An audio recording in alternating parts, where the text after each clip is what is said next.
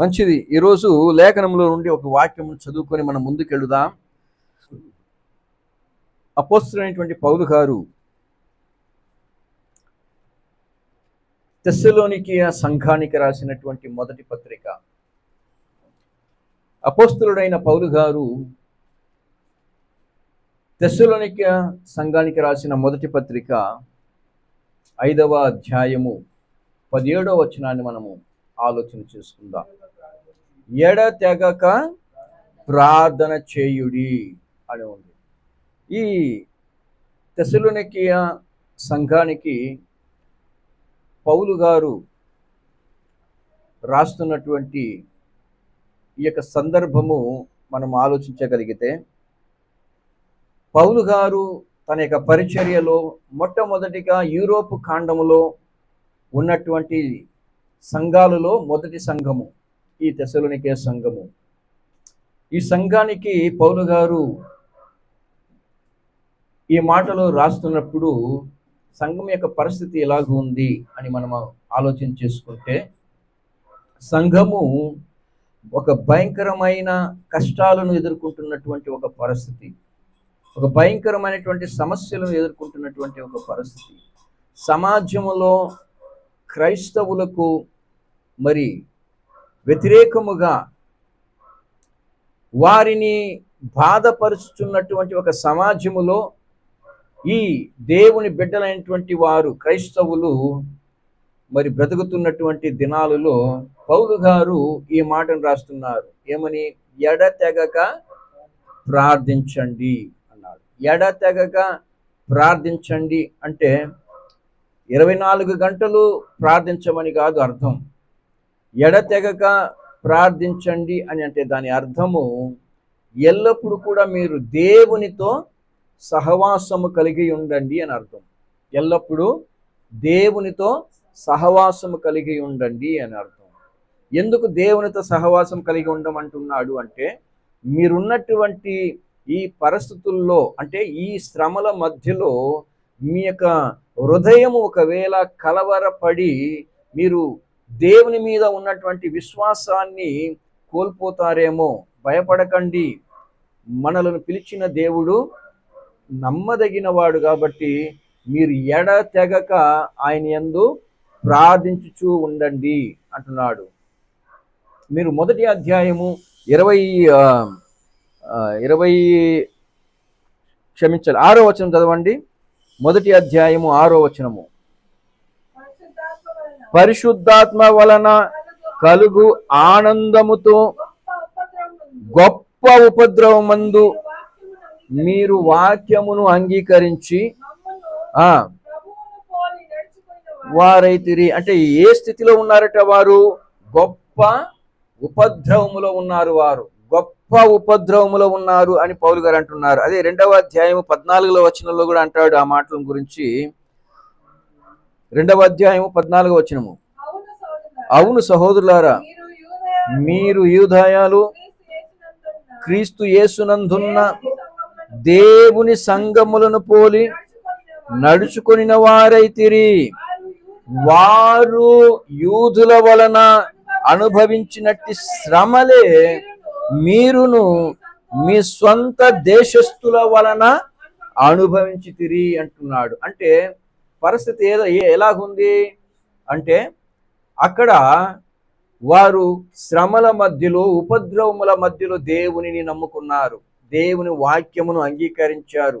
ఇట్టి పరిస్థితుల్లో మరి వారి యొక్క విశ్వాసము ఎక్కడ కూడా బలహీనత కాకుండా ఉండాలని, వారు విశ్వాసాన్ని కోల్పోకుండా ఉండాలని వారిని బలపరచటానికి, వారిని ధైర్యపరచటానికి ఎడతెగకుండా మీరు ప్రార్థిస్తూనే ఉండండి అన్నాడు.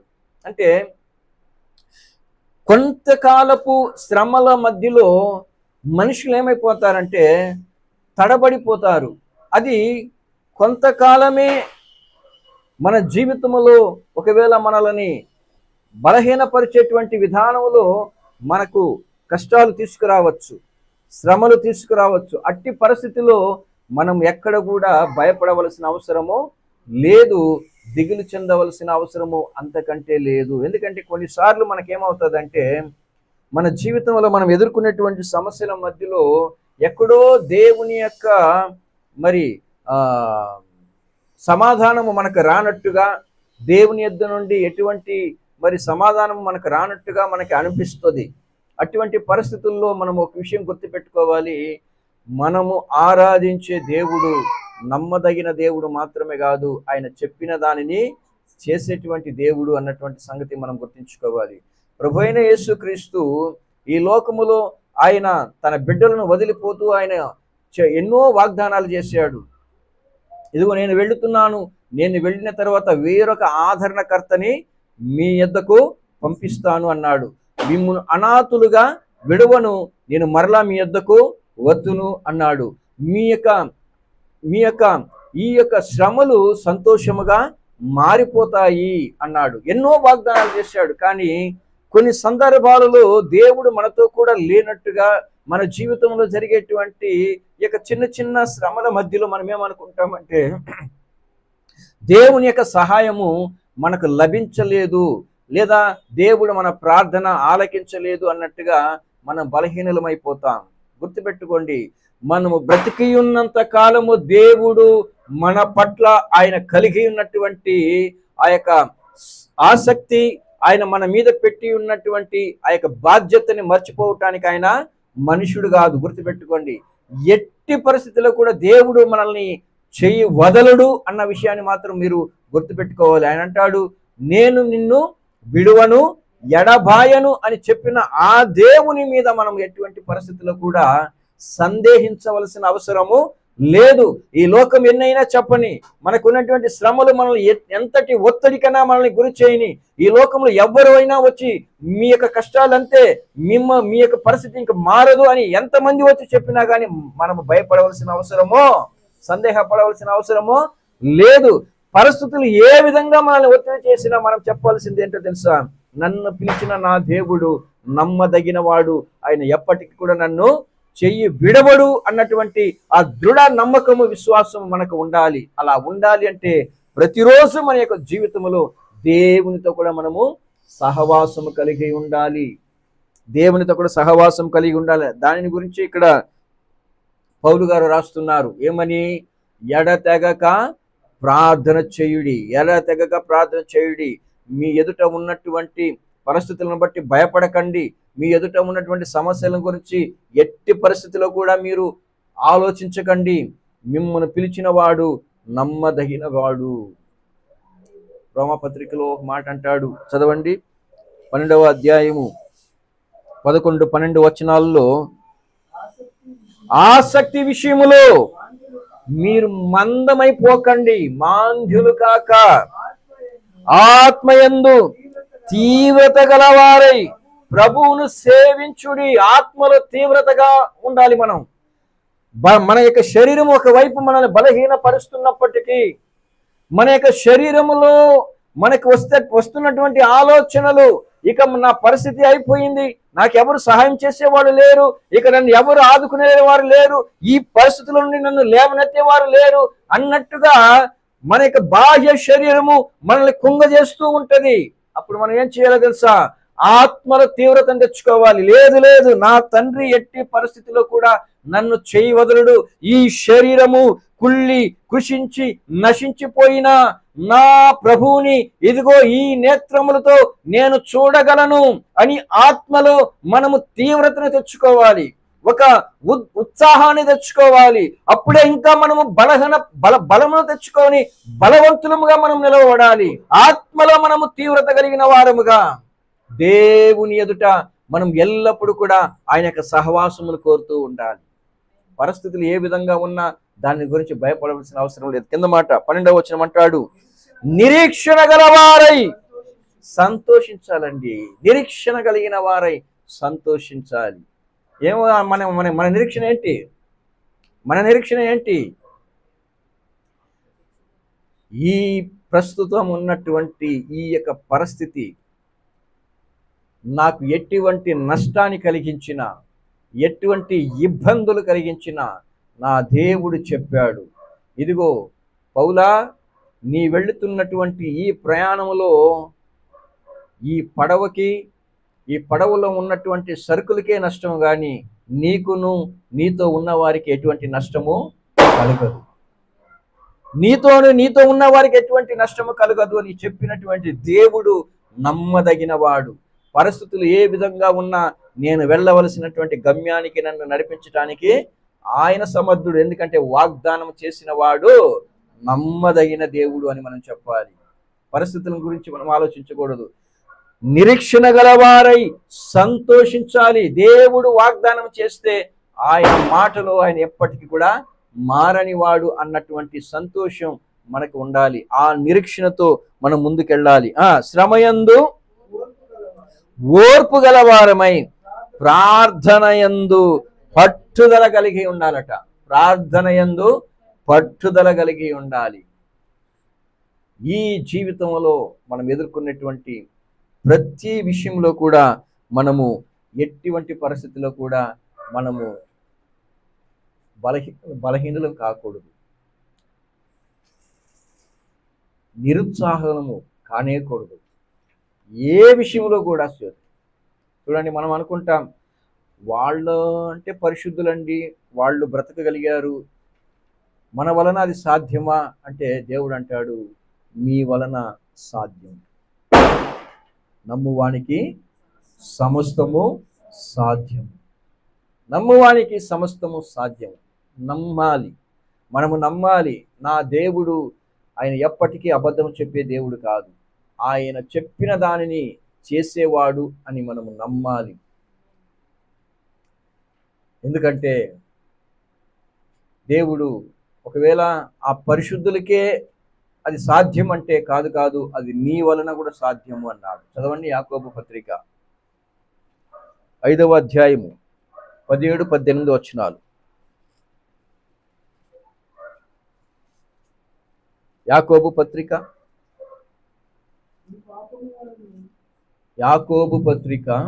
5వ అధ్యాయము. ఏలియా మన వంటి స్వభావము గల మనుష్యుడు. గుర్తుపెట్టుకోండి, ఏలియా నీలాంటి, నాలాంటి, మనలాంటి స్వభావము గల మనుష్యుడే. బాగా గమనించాలి, ఏలియా కూడా మనలాంటి వాడే. వర్షింపకుండా ఉండునట్లు అతడు ఎలా ప్రార్థన చేశాడండి? ఆసక్తితో ప్రార్థన చేశాడు. అది ఎందుకో మరలా చెబుతాను నేను. ఎలా ప్రార్థన చేశాడట? ఆసక్తితో ప్రార్థన చేశాడు.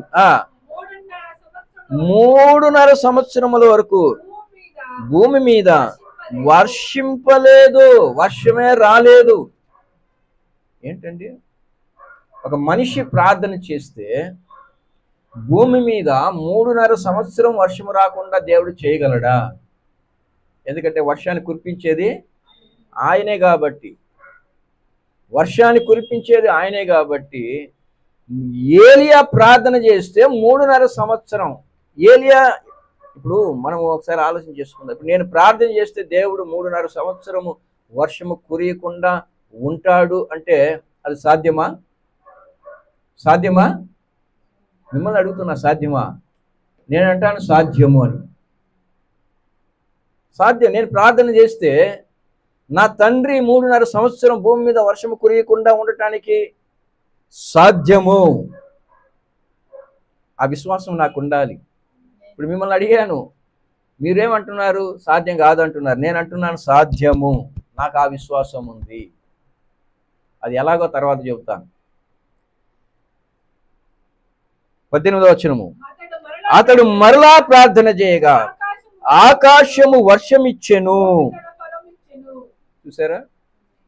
ఏలియా నీలాంటి, నాలాంటి ఒక స్వభావం కలిగినటువంటి ఒక మనుషుడై ఆయన ప్రార్థన చేసినప్పుడు 3.5 సంవత్సరం వర్షమే కురియలేదు. మరలా ప్రార్థించగా 3.5 సంవత్సరం వర్షము కురిసింది మాత్రమే కాదు, అప్పుడు ఉన్నటువంటి కరువు కాలానికి ప్రతిగా దేవుడు భూమి మీద ఫలభరితమైన పరిస్థితిని తీసుకొచ్చాడు. ఎవరు ప్రార్థిస్తే? ఏలియా ప్రార్థిస్తే. నీలాంటి నాలాంటి స్వభావం కలిగిన ఏలియా ప్రార్థన చేస్తే దేవుడు 3.5 సంవత్సరము వర్షమును ఆపాడు.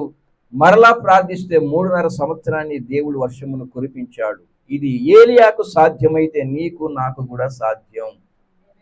ఎలాగా?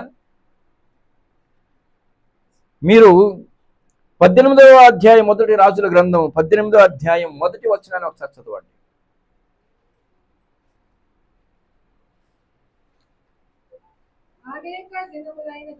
అనేక దినములైన తరువాత 3వ సంవత్సరమందు యెహోవా వాక్కు ఏలియాకు ప్రత్యక్షమై, నేను భూమి మీద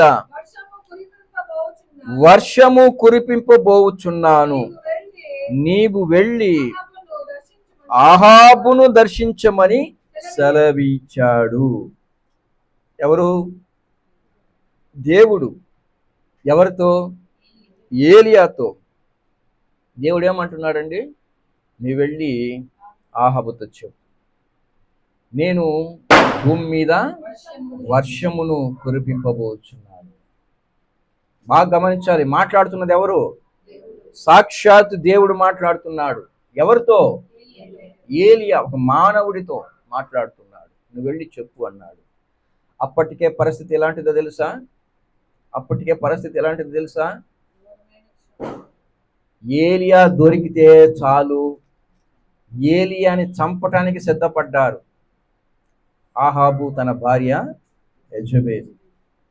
ఏలియా దొరికితే చాలు, ఏలియాని చంపటానికి సిద్ధపడ్డారు. పరిస్థితి ఎంత భయంకరమైనటువంటి ఒక పరిస్థితిగా ఉందో మీరు ఆలోచన చేసుకోవాలి. ఇటువంటి పరిస్థితుల్లో ఒక వ్యక్తి, ఒక సామాన్య మనుష్యుడు తన పరిస్థితిని కూడా అధిగమించి ఈ వర్తమానాన్ని వెళ్ళి రాజుకు చెప్పాలి. అప్పుడు ఏలియా ఆలోచించాడు. ఒకవైపు ఆహాబు వెదుగుతున్నాడు, మరొక వైపు ఆహాబుతో పాటు మరొక వ్యక్తి ఓబాద్యాన్ని ఆహాబు ఏర్పరచుకొని, నువ్వు ఒకవైపు వెళ్ళి ఏలియాని వెదుకు అని చెప్పాడు. ఈ విధంగా ఇరువురు కూడా 2 ప్రక్కల వెదుగుతున్నటువంటి ఒక పరిస్థితుల్లో దేవుని యొక్క వర్తమానం ఏలియాకు వచ్చింది. అప్పుడు ఏలియా ఓబాద్యాన్ని ఎదుర్కొని అంటాడు, ఓబాద్యా, నీ వెళ్ళి ఆహాబుతో చెప్పు, ఏలియా ఇక్కడ ఉన్నాడు అని వెళ్ళి చెప్పు అంటే ఓబాద్యా భయపడతాడు. ఎందుకు భయపడతాడంటే, అయ్యా, నేనేంటి ఆహాబుకి వెళ్ళి చెప్పటం ఏంటి? నువ్వు చెప్పినట్టే ఒకవేళ నేను వెళ్ళి చెప్పాను అనుకో, ఈలోపు దేవుని ఆత్మ వచ్చి ఏం చేస్తాడు? నేను ఈ ప్రాంతంలో నుండి మరొక ప్రాంతానికి తీసుకెళ్ళిపోతాడు. అనవసరంగా నా ప్రాణాలను పోగొట్టుకోవాలా అని అడిగాడు. అప్పుడు ఏలియా అంటాడు, లేదు లేదు, నువ్వు వెళ్ళి చెప్పు, నేను ఇక్కడనే ఉంటాను అన్నాడు. బాగా గుర్తించండి ప్రియులారా. తర్వాత ఏలియా ఆహాబుని దర్శించినప్పుడు ఏలియా అంటాడు, నా దేవుడు సెలవిచ్చాడు, ఇదిగో భూమి మీదికి ఆయన వర్షము కురిపించబోతున్నాడు, నీ వెళ్ళి భోజనం చెయ్యి అని చెప్పినప్పుడు, చెప్పిన వెంటనే వర్షం వచ్చేసిందా అంటే రాలేదు. వర్షం రాలేదు. చెప్పింది ఎవరు? దేవుడండి. ఏలియా కర్మేలు పర్వతానికి వెళ్ళి ప్రార్థిస్తున్నాడు.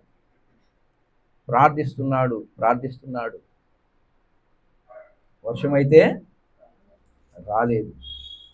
తన దాసుడిని వెళ్ళి, వర్షం వస్తుందేమో వెళ్ళి చూడు అన్నాడు.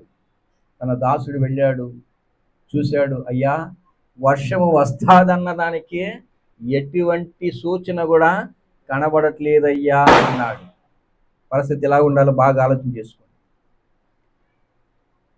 ఏలియా చెప్పిన మాటను దేవుడు నెరవేర్చాలి, లేకపోతే ఏలియా యొక్క ప్రాణము తీసేస్తాడు రాజు. అంతేకాదు, ఏ దేవుని కొరకైతే రోషము కలిగిన ప్రవక్తగా ఏలియా నిలబడ్డాడో ఆ దేవుని యొక్క నామము అవమాన పాలయ్యేటువంటి అవకాశం ఉంది.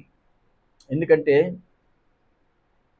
ఏలియా అప్పటికే 450 మంది బయలు దేవతల ప్రవక్తులను వధించేశాడు. పరిస్థితి ఎలాగుంటుందో ఒకసారి ఆలోచన చేసి చూసుకోండి. 7వ వచనం ఒకసారి చదవండి.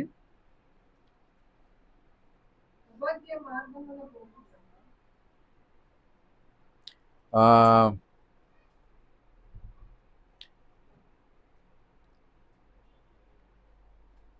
41వ వచనం చూడండి అమ్మా. పిమ్మట ఏలియా విస్తారమైన వర్షం వచ్చినట్లుగా ధ్వని పుట్టుచున్నది, నీవు పోయి భోజనము చేయమని ఆహాబుతో చెప్పగా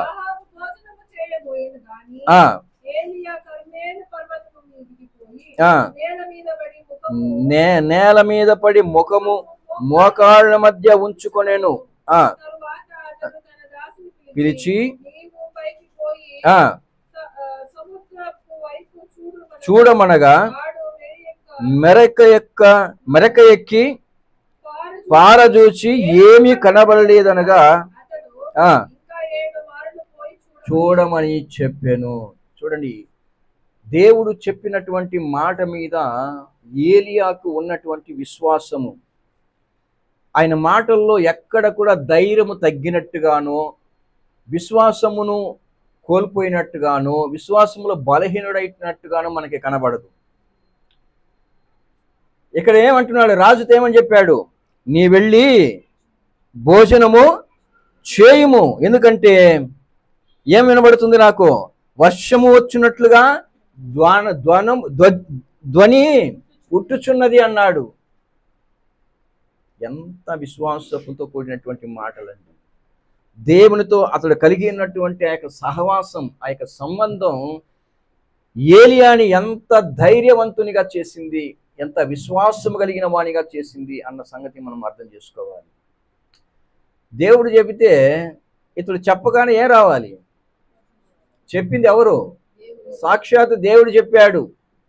దేవుడు చెప్పిన తర్వాత కూడా వర్షము రాకపోతే అపాయం ఎవరికి? ఏలియాకి. కానీ ఏలియా ఏమంటాడు తెలుసా, ఆ రకంగా నువ్వు ఎన్నిసార్లు వెళ్ళి చూడు, 7 మార్లు వెళ్ళి చూడు అన్నాడు. జరిగింది ఏంటో తెలుసా, ఇతడు ప్రార్థిస్తూనే ఉన్నాడు. తన దాసుడు 7 మార్లు వెళ్ళి చూసి వస్తున్నాడు, వర్షం అయితే రాలేదు. అటువంటి పరిస్థితుల్లో నిజంగా మనము విశ్వాసాన్ని కోల్పోయే అవకాశం ఉంది, ధైర్యమును కోల్పోయే అవకాశం ఉంది. ఇది ప్రతి ఒక్కరి జీవితంలో కూడా కొన్ని సందర్భాలు చోటు చేసుకున్నప్పుడు మనకు ఎక్కడో మనకు రావలసిన విషయంలో ఆలస్యం జరిగినప్పుడు మనకి ఒక ఆందోళన చోటు చేసుకుంటుంది, ఎక్కడో ఒక అధైర్యము చోటు చేసుకుంటుంది, ఒక భయము చోటు చేసుకొని ఇది ఇంకా మనకు ఎటువంటి మార్గమే లేనట్టుగా మనము తీర్మానానికి వచ్చేస్తాం. అలా రాకూడదు ప్రియులారా, అలా రాకూడదు అన్నదానికి. ఎందుకు మనం ఎల్లప్పుడూ కూడా దేవునితో సహవాసం కలిగి ఉండాలి అంటే, ఎందుకు దేవుని యందు పట్టుదలతో ప్రార్థించాలి అంటే, ఎందుకు దేవునితో నిరీక్షణ కలిగి సంతోషముతో మనము నిరీక్షణ కలిగి ఉండాలి అంటే, ఎందుకు మనము దేవుని యందు ఎడతెగక ప్రార్థించాలి అంటే, మన దేవుడు నమ్మదగిన వాడని సత్యంత వరకు నువ్వు ఆ యొక్క విశ్వాసాన్ని, ఆ యొక్క ధైర్యమును నువ్వు విడిచిపెట్టకూడదు. మరణమే వచ్చినా, యోబు చెప్పినట్టు, ఈ శరీరమే కృషించిన నా విమోచకుడిని ఈ కళ్ళతో నేను చూస్తాను. అది నిరీక్షణతో కలిగినటువంటి సంతోషం. 7 మార్లు దాసుడు వెళ్ళి వెళ్ళి నెగిటివ్ రెస్పాన్సే చెబుతున్నాడు, నెగిటివ్ ఆన్సర్లే చెబుతున్నాడు. అయ్యా అవకాశం లేదు, ఎక్కడ చూసినా మేఘము, అంత కూడా వర్షము రావటానికి సూచనే కనబడట్లేదయ్యా అన్నప్పుడు, లేదు నువ్వు 7వ మారు కూడా వెళ్ళి చూడు అన్నప్పుడు జరిగింది ఏంటో తెలుసా? 7వ మారు అతడు చూచి, అదిగో మనిషి చెయ్యి అంత చిన్న మేఘము సముద్రము నుండి పైకి ఎక్కుచున్నదని. ప్రియులారా, దేవుడు కూడా మన జీవితంలో మనకు అన్నీ కూడా వ్యతిరేకంగా ఉన్నప్పుడు, మనకు అన్ని రకాలైనటువంటి మరి ద్వారములు మూయబడినట్టుగా మనకు అనిపించినప్పుడు గుర్తుపెట్టుకోండి, ఎక్కడ నుండో ఒక చిన్న సమాధానము మన యొద్దకు వస్తుంది. అప్పుడు మనం నిర్లక్ష్యం చేయకూడదు. దేవుడు చెప్పాడు, వర్షాన్ని కురిపిస్తానన్నాడు, ఈ చిన్న మేఘము కనబడినంత మాత్రాన వర్షం వస్తుందా అన్నటువంటి సందేహము ఏలియాకు రాలేదు. అందుకే చెబుతున్నాడు దేవుడు, ఏలియా మన వంటి, మీ వంటి, నా వంటి స్వభావం కలిగిన వాడు. అతడు ప్రార్థిస్తే, అంటే ఎలా ప్రార్థించాడన్నదే ముఖ్యం, ఎలా ప్రార్థించాడన్నదే ముఖ్యం.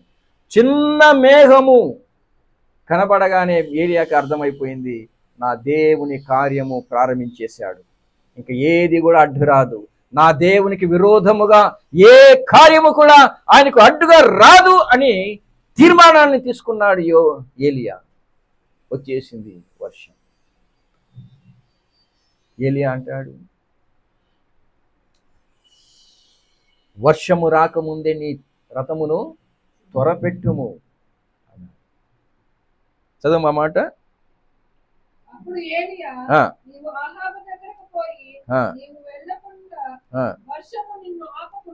వర్షము నిన్ను ఆపకుండునట్లు నీ రథమును సిద్ధపరచుకొని పొమ్మని చెప్పుమని వాణిని పంపాను. క్రీస్తునందు ప్రియమైనటువంటి దేవుని బిడ్డారా, ఇదండి ఏలియాకు ఉన్నటువంటి విశ్వాసం. ఒక మేఘం వచ్చింది అంతే, తాను నిర్ణయం చేశాడు ఎటువంటి వర్షం రాబోతుంది అని. వర్షము నిన్ను ఆపకుండా ఉండునట్లు నీ రథమును సిద్ధపరచుకుని వెళ్ళిపోయి ఇక్కడ ఉండి, వర్షము పడిన తర్వాత నువ్వు వెళ్ళటానికి అవకాశం ఉండదు. అంటే ఆ విశ్వాసం చూడండి ప్రియులారా, అదండి దేవుడు కోరుతున్నది.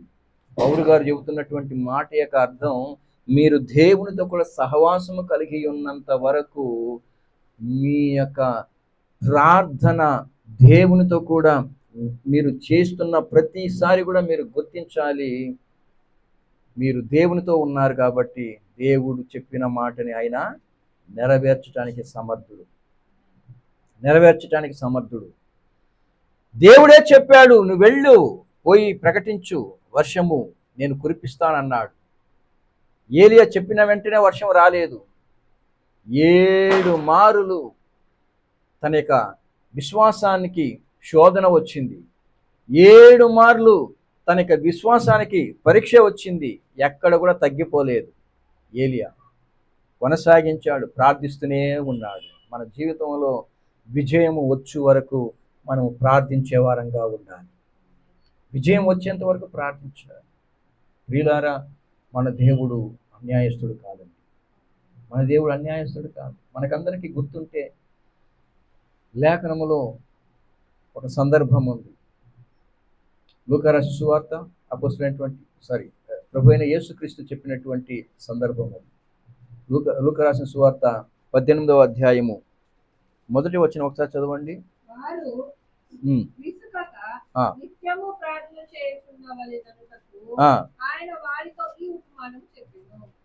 దేవునికి భయపడకయు మనుషులను లక్ష్యపెట్టకయు ముందు ఒక న్యాయాధిపతి ఒక పట్టణములో ఉండెను. ఆ పట్టణములో ఒక విధవరాలును ఉండెను. ఆమె అతని యొద్దకు తరచుగా వచ్చి నా ప్రతివాదినికి నాకును న్యాయము తీర్చమని అడుగుచూ వచ్చెను గాని అతడు అతడు కొంతకాలము ఒప్పుకొనకపోయెను. కొంతకాలము ఒప్పుకొనక పోయెను. పోయెను. తరువాత ఆ, అతడు ఆ, నేను దేవునికి నేను దేవునికి భయపడకయు భయపడకయు మనుషులను లక్ష్య పెట్టకయు మనుష్యులను లక్ష్యపెట్టకయు ఉండినను ఈ ఈ విధవరాలు విధవరాలు నన్ను తొందర పెట్టుచున్నది. నన్ను తొందర పెట్టుచున్నది కనుక కనుక ఆమె మాటి మాటికి ఆమె మాటి మాటికి వచ్చి వచ్చి గోజాడుకుంటున్నట్లు గోజాడుకుండునట్లు ఆమెకు న్యాయము న్యాయము తీర్చునని తనలో తనలో తాను అనుకుని తాను అనుకుని. చూడండి, ఒక అన్యాయస్తుడైనటువంటి ఒక న్యాయాధిపతియే తరచుగా అతనిని ఇబ్బంది పెట్టినప్పుడు తన మనస్సుని మార్చుకోగలుగుతున్నాడు. ఒక అన్యాయస్తుడే తరచుగా వెళ్ళి ఇబ్బంది పెట్టినప్పుడు తన మనస్సుని మార్చుకోగలుగుతున్నాడు అంటే మన దేవుడండి. ఆయన మన నిమిత్తము కనికరించకుండా ఉండటానికి ఆయన అన్యాయస్తుడా? ఒక అన్యాయస్తుడే కనికరించబడి తన యొక్క మనస్సుని మార్చుకొని ఒక విధవరాలి యొక్క న్యాయము తీర్చాలి అన్నటువంటి తీర్మానాన్ని తీసుకున్నప్పుడు మనము ప్రార్థించినప్పుడు మన దేవుడు ఆలకించకుండా మనకి సమాధానము ఇవ్వకుండా ఉండటానికి ఆయన ఏమైనా అన్యాయస్తుడా? అందుకే 7వ వచనములో అంటాడు, మరి ప్రభు ఇట్లా నేను అన్యాయస్తుడైన ఆ న్యాయాధిపతి చెప్పిన మాట విని దేవుడు తాను ఏర్పరచుకునిన వారు దివారాత్రులు తన్ను గూర్చి మొరపెట్టువారు వారికి న్యాయము తీర్చడా? తీర్చును. చాలు. క్రీస్తునందు ప్రేమటువంటి దేవుని బిడ్డలారా, మన దేవుడండి. మనము దివారాత్రులు ప్రార్థన చేస్తున్నామని ఆయనకు తెలుసు. దివారాత్రులు ప్రార్థిస్తున్నామని ఆయనకు తెలుసు. అన్నప్పుడు మన ప్రార్థనను ఆయన ఆలకించకుండా మనకి న్యాయం చేయకుండా ఉంటాడా? లేదు ప్రియులారా. మనందరి నిమిత్తము ఆయన న్యాయం చేయటానికి సత్యమైన దేవుడు. మనం ఏం చేస్తున్నాం? ఆయనతో కూడా కలిసి ఆయనతో కూడా ప్రార్థించడానికి బదులుగా మనము అనేకమైనటువంటి ఉపాయాలు వెతుకుతూ ఉన్నాం. ఏ విధంగా నా యొక్క శక్తిని బట్టి, నాకున్నటువంటి సామర్థ్యం బట్టి ఏ విధంగా ఈ పరిస్థితుల నుండి నేను తప్పించుకోగలను, ఏ ఉపాయం చేస్తే నేను ఈ పరిస్థితిని మరి తప్పించుకోగలను అన్నట్టుగా మనము ఆలోచిస్తున్నాం. కానీ దేవుడు అంటున్నాడు, తాను ఏర్పరచుకున్న వారు దివారాత్రములు తన్ను గూర్చి మొరపెట్టుకొనుచుండగా వారికి న్యాయం తీర్చనా అని దేవుడు అడుగుతున్నాడు. క్రీస్తునందు ప్రేమటువంటి దేవుని బిడ్డలారా, దేవుని యొక్క సమాధానము కొన్నిసార్లు ఆలస్యంగా రావచ్చు, కొన్నిసార్లు వెంటనే కూడా రావచ్చు. ఏదైనా దేవుని యొక్క సమాధానము కొరకు మనము కనిపెట్టుకొని ఉండవలసిన పరిస్థితిలో మనం ఉన్నామన్న సంగతి మీరు గుర్తుపెట్టుకోవాలి. దేవుని మీద సందేహించకూడదు.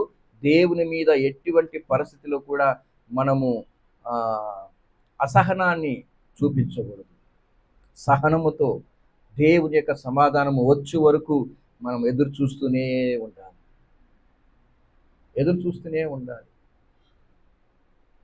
దేవుడు ఇశ్రాయేలు ప్రజలకి చేసినటువంటి వాగ్దానం ఏదైతే ఉందో అది నెరవేర్చడానికి 430 సంవత్సరాలు ఆయన కనిపెట్టుకొని ఉండవలసి ఉంది.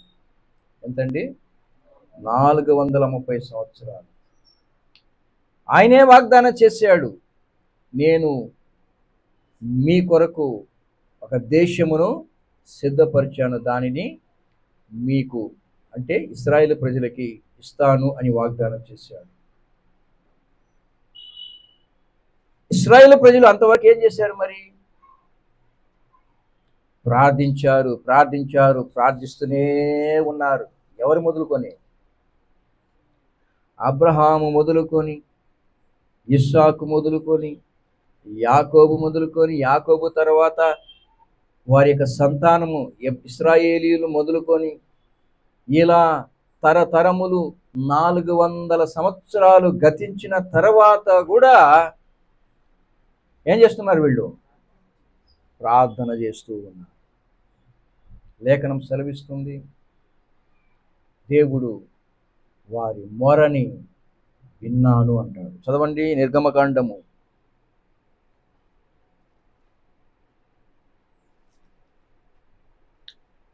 2వ అధ్యాయము 23వ వచనాన్ని ఒకసారి చదువుకుందాం. అలాగున అనేక దినములు జరిగిన మీదట ఐగుప్తు రాజు చనిపోయెను.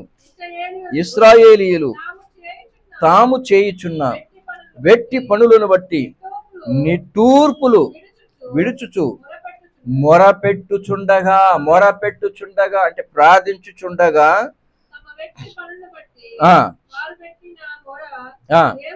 దేవుని యొద్దకు చేరెను. ప్రార్థిస్తున్నారు. ఎంతకాలం? 430 సంవత్సరాల వరకు ప్రార్థిస్తూనే ఉన్నారు. వారి యొక్క ప్రార్థన దేవుని యొద్దకు చేరింది. తర్వాత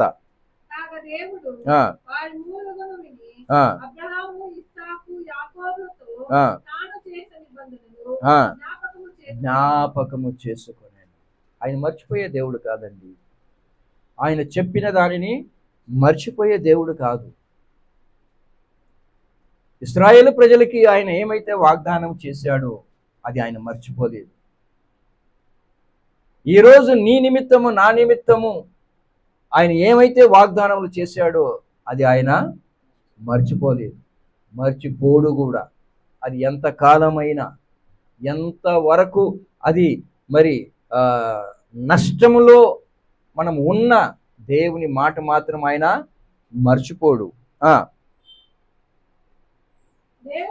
దేవుడు ఇశ్రాయేలీయులను చూచి లక్ష్యముంచెను. దేవుడు వారి యందు లక్ష్యముంచెను. క్రీస్తునందు ప్రియమైనటువంటి దేవుని బిడ్డలారా, మనము ప్రయాణిస్తున్నటువంటి ప్రయాణంలో మనం ఎదుర్కొంటున్నటువంటి సమస్యలు, బాధలు, పరిస్థితులు ఏ విధంగా ఉన్నా మనము దేవునితో కూడా ఉన్నటువంటి ఆ యొక్క బంధమును మనం విడిచిపెట్టకూడదు. ఎడతెగక ప్రార్థించటం అంటే దేవునితో కూడా మనము సంబంధము కలిగి ఉండటము. దేవుడు ఒక సందర్భాన్ని నియమించి ఉంటాడు ప్రతి ఒక్కరికి. ఇశ్రాయేలు ప్రజలకి దేవుడు 400 సంవత్సరాలు నియమించాడు. అలాగే ప్రతి ఒక్కరి జీవితంలో కూడా దేవుడు కొన్ని సంవత్సరాలు నియమించి ఉంటాడు. అబ్రహాము, శారా యొక్క జీవితంలో దేవుడు 25 సంవత్సరాలు నియమించాడు. 25 సంవత్సరాల వరకు వీళ్ళేం చేయాలి? దేవుని యొక్క వాగ్దానము కొరకై కనిపెట్టుకొని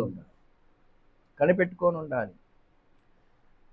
అబ్రహాము ప్రార్థించాడు, అబ్రహామా, నేను నిన్ను ఏర్పరచుకున్నాను, నీకు గొప్ప బహుమానములు అనుగ్రహిస్తాను అంటే అబ్రహాం అంటాడు, నాకెన్ని ఇచ్చి ఏం ప్రయోజనం అయ్యా?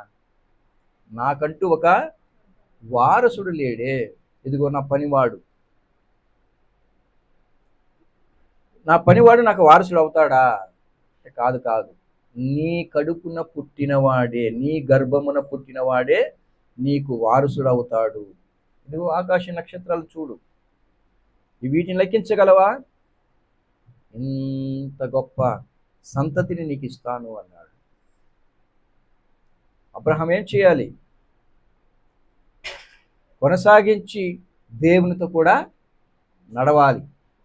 కొనసాగించి దేవునితో కూడా తన సంబంధాన్ని ఇంకా గట్టిపరుచుకోవాలి. 15వ అధ్యాయంలో దేవుడు వాగ్దానం చేశాడు. 16వ అధ్యాయంలోనికి వచ్చినప్పుడు దానిని రుజువు చేశాడు. 17వ అధ్యాయంలోనికి వచ్చినప్పుడు ఏం చేశాడో తెలుసా? శారా దేవుని యొక్క వాగ్దానముకు కనిపెట్టుకొని ఉండవలసినటువంటి ఈ దంపతులు వీరుకున్నటువంటి ఆలోచనతో వీరి యొక్క ఆలోచనని ప్రవేశపెట్టారు. ఒకవేళ దేవుడు మరి ఆగరు ద్వారా పుట్టబోయే వాడినే మరి మనకు సంతానంగా దేవుడు ఇస్తున్నాడేమో అనుకున్నారు. ఇదంటే మనుషులు చేసేటువంటి తప్పు. దేవుడు చెప్పినాడంటే ఆయన చేయగలడు. ఇచ్చేంత వరకు ఓపికతో నిరీక్షణ కలిగి సంతోషిస్తూ ఉండాలి. మీ యొక్క ప్రార్థనా జీవితాన్ని కొనసాగించాలి. లేదు దేవుడు ఇలా చేశాడేమో, ఇలా అనుకున్నాడేమో, అలా అనుకున్నాడేమో ఊహించటానికి మనమెవరమే. కానీ శారా తప్పుడు ఆలోచన చేసింది. దాని వలన ఒక భయంకరమైన సంతానాన్ని సమాజంలోకి ప్రవేశపెట్టింది. అయితే దేవుడు ఆయన ఇచ్చినటువంటి మాటను మాత్రం మర్చిపోలేదు. 18వ అధ్యాయంలోనికి వచ్చినప్పుడు దేవుడు నేను మీదటికి రాబోయే దినమున శారాకి ఒక కుమారుడు ఉంటాడు అని చెప్పేశాడు. అప్పుడు వీళ్ళు తీసుకున్న తీర్మానం, వీళ్ళు చేసినటువంటి ఆలోచనలు ఏమైపోయాయి? వ్యర్థమైపోవటం మాత్రమే కాదు, సమాజంలోకి దేవునికి ఇష్టము లేని ఒక పరిస్థితిని, అంటే ఒక సంతానాన్ని ప్రవేశపెట్టారు. క్రీస్తునందు ప్రేమటువంటి దేవుని బిడ్డలారా, దేవుడు చెప్పాడు అంటే మన జీవితంలో అది 25 సంవత్సరాలైనా సరే దేవుడు చెప్పిన తర్వాత దాని నిమిత్తమై మనము కనిపెట్టుకొని ఉండాలి. ఓపికతో కనిపెట్టుకొని ఉండాలి. పరిస్థితులు ఎంత భయంకరమైనవి అయినప్పటికీ, సమాజం మనల్ని ఎంత అవమానపరిచినప్పటికీ, ఎంతటి ఒత్తిడికి మనల్ని గురి చేసినప్పటికీ, దేవుని మీద మనకు ఉన్నటువంటి ఆ యొక్క విశ్వాసము దేనిని బట్టి రుజువు చేయబడుతుంది? మనకి దేవుని మీద విశ్వాసము ఉంది అన్నది దేనిని బట్టి రుజువు చేయబడుతుంది? ఏది? ప్రార్థన అండి. అంతే కదా. మీరు ఏం పెద్ద కొండలు తీసుకొచ్చి దేవునికి తీసుకొచ్చి ఏమైనా కార్యం చేస్తున్నారా? ఏం చేయట్లే. మనం ఏం చేస్తున్నా? ప్రతిరోజు ఆయన సన్నిధిలో మోకరించి ప్రార్థన చేస్తున్నాం. గుర్తుపెట్టుకోండి, ప్రార్థిస్తూ ఉన్నాం. ప్రార్థించాలి, ప్రతిరోజు ప్రార్థించాలి, ఎడతెగక ప్రార్థించాలి. ఎడతెగక ప్రార్థించటం అంటే అనుదినము నా యొక్క సంబంధం దేవునితో ఉన్నదా అని మనం రుజువు చేసుకుంటూ ఉండాలి. బైబిల్ సెలవిస్తుంది, కొలసీలకు రాసిన పత్రిక 4వ అధ్యాయం 2వ వచనం, ప్రార్థనయందు నిలకడగా ఉండి కృతజ్ఞతగల వారై దానియందు మెలకువగా ఉండండి అంటున్నాడు. ప్రార్థనయందు నిలకడగా ఉండి కృతజ్ఞత గల వారై దానియందు మెలకువగా ఉండమంటున్నాడు. ఎప్పుడండి ప్రార్థనయందు నిలకడగా ఉండవలసినటువంటి ఏ దినము, ఏ రోజు? ఆదివారం ఒక రోజా, లేదంటే శనివారం ఒక రోజా? ఎప్పుడు? ఎఫెసీయులకు రాసిన పత్రిక 6వ అధ్యాయము 18వ వచనం,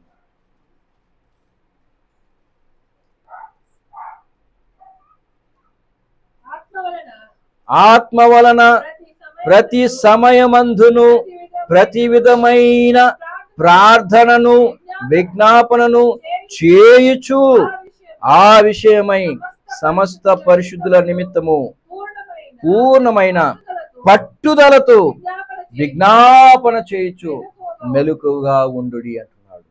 ప్రతి సమయమందును ప్రతి విధమైన ప్రార్థన, ప్రతి సమయమందు. దానికని ఒక ప్రత్యేకించబడిన దినము, ప్రత్యేకించబడిన సమయమని ఏదీ లేదు. నీకు సమయం దొరికినప్పుడెల్లా ఒక రోజుకి నీకు ఎన్నిసార్లు ప్రార్థించగలిగితే అంతగా నువ్వు దేవునికి దగ్గరగా ఉన్నావు అని అర్థం. ఎన్నిసార్లు నువ్వు ప్రార్థిస్తున్నావో అంతగా నీవు దేవునికి సమీపంలో ఉన్నావు అని అర్థం. ఈరోజు మనుషులమైనటువంటి మనం ఏం చేస్తామంటే కొన్ని పరిస్థితుల్లో ప్రార్థించలేనటువంటి ఒక పరిస్థితిని మనకు మనమే ఏర్పరచుకుంటాం. మనకి మనమే బిజీ అయిపోతాం. మనకి మనమే బిజీగా మనల్ని చేసుకుంటాం. దేవుని యొక్క హెచ్చరిక ఏంటో తెలుసా? ఈ లోక సంబంధమైనటువంటి తిండి వలన మనం మత్తులుగా కాకుండా ఈ ఐక విచారముల వలన మనము నిద్రపోకుండా ఎల్లప్పుడూ కూడా మెలకువగా ఉండి దేవునికి ప్రార్థన చేయమని వాక్యం చెబుతుంది. చదవండి లూకా రాసిన సువార్త 21వ అధ్యాయము 34వ వచనం. మీ హృదయములు ఒకవేళ తిండి వలనను మత్తు వలనను ఐక విచారములను మందముగా ఉన్నందున ఆ దినము అకస్మాత్తుగా మీ మీదికి ఊరి వచ్చినట్టు రాకుండా మీ విషయమై మీరు జాగ్రత్తగా ఉండండి. జాగ్రత్తగా ఉండాలి అంటే ఏం చేయాలి? 35 నుండి చదవండి అమ్మా. ఆ దినము భూమి అందంతటా నివసించు వారందరికీ అకస్మాత్తుగా వచ్చును. కాబట్టి మీరు జరగబోవు వీటినెల్లా తప్పించుకొని మనుష్య కుమారుని ఎదుట నిలవబడుటకు శక్తి గలవారగునట్లు ఎల్లప్పుడూ ప్రార్థన చేయుచు మెలకువగా ఉండుడని చెప్పాను. క్రీస్తునందు ప్రేమటువంటి దేవుని బిడ్డలారా, ఇది ఎంతవరకు కొనసాగించాలట? ఎంతవరకు? ప్రభువు వచ్చు వరకు. ప్రభువు వచ్చు వరకు మనము ఆయనతో కూడా సంబంధము కలిగి ఉండాలి. అంటే ఆయన కొరకు మనం ఎదురు చూస్తున్నాము అన్నది నిజమైతే మనం ఏం చేయాలి? ఈ లోక సంబంధమైనటువంటి విచారాలన్నిటిని విడిచిపెట్టేయాలి. తిండి కొరకు మనము అవకాశం తెచ్చుకొని, లేదంటే తిండి కొరకు మనము ప్రాముఖ్యతని ఇచ్చి దేవునికి ప్రార్థించవలసినటువంటి సమయాన్ని వ్యర్థం చేయకూడదు. ఈ లోక సంబంధమైన ఐహిక విచారాల వలన ప్రార్థనకు అడ్డు రాకుండా మనం చూసుకోవాలి. ఎందుకంటే ఇలాంటి వారు ఎవరు? ఈ తిండిబోతులు కానీ నిద్రమత్తులు కానీ వీరందరూ కూడా ఒకరోజు ప్రభు రాకడలు ఏమైపోతారు? విడవబడుతారు. ఎందుకంటే కడుపే వారికి దేవుడు. ప్రభు వచ్చాడని తెలియకుండా నిద్రమత్తులో ఉంటారు. అర్థమవుతుందా?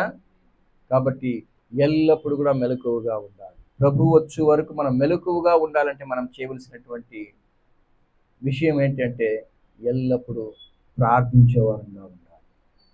ఎల్లప్పుడూ ప్రార్థించేవారంగా ఉంటే తప్ప మనము రాబోయేటువంటి ప్రభు యొక్క దినమును మనము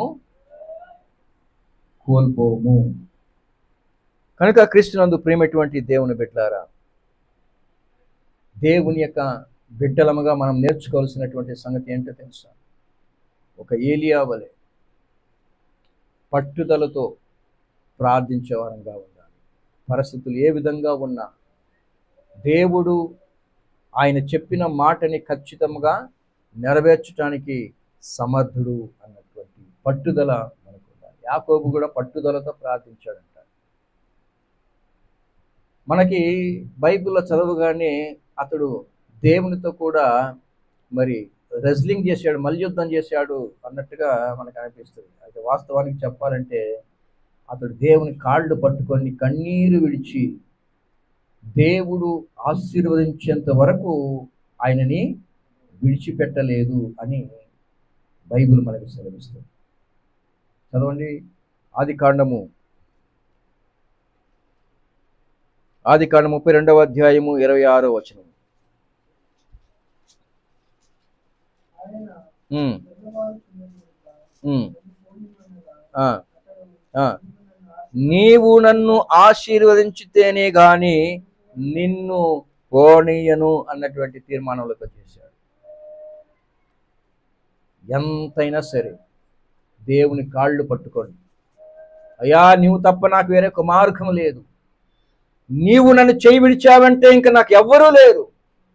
నువ్వు ఎట్టి పరిస్థితిలో కూడా నన్ను చేయి విడవటానికి నేను అవకాశం ఇయ్యను. నా తండ్రి, నీ కాళ్ళ మీద పడ్డాను, నీ కాళ్ళను పట్టుకుంటున్నాను, నేను విడవను. నువ్వు విడిచినా సరే నేను నిన్ను విడవను అని చెప్పి ఆయన కాళ్ళ మీద పడి ఆయన కాళ్ళు పట్టుకొని ఏం చేయాలి? హోషేయ ప్రవచన గ్రంథం, హోషేయ 12వ అధ్యాయము 4వ వచనం.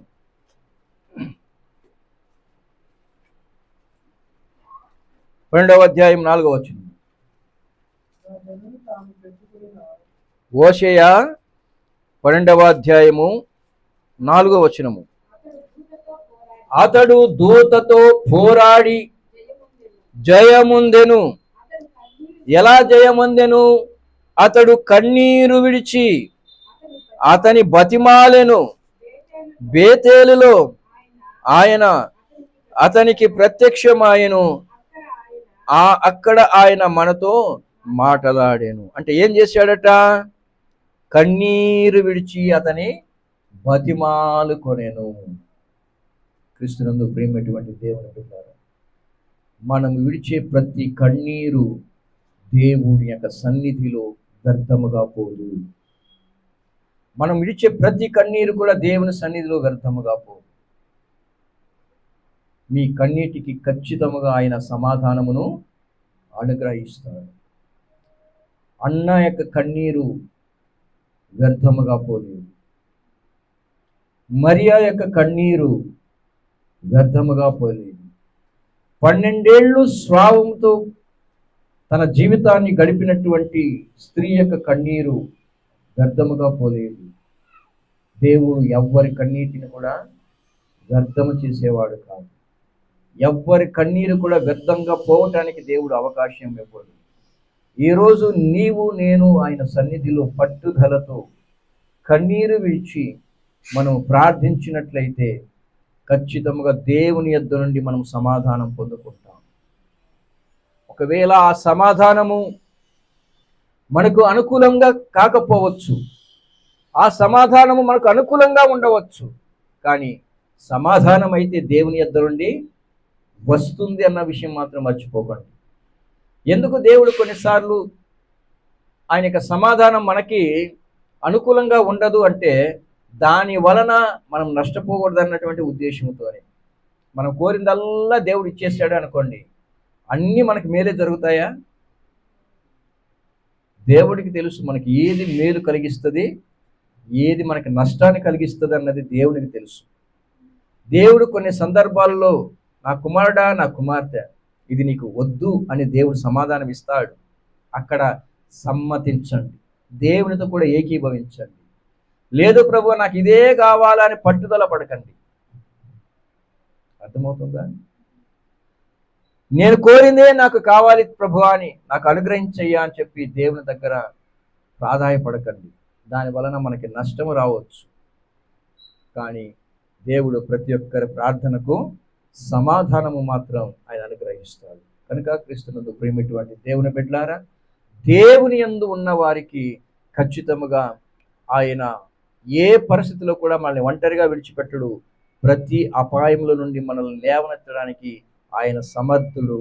మనకు ఎట్టి పరిస్థితుల్లో కూడా మనల్ని ఆదుకోవటానికి ఆయన సత్యమైనటువంటి దేవుడు, నమ్మదగిన దేవుడు.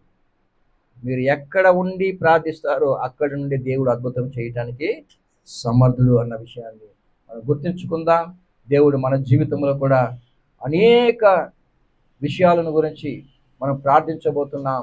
మన ప్రార్థనలకు దేవుడు సమాధానమును, జవాబును ఇస్తాడని మనం విశ్వాసంతో కనిపెట్టుకుని ఉందాం. ప్రార్థించుకుందాం ప్రియులారా, ప్రార్థన చేసుకుందాం.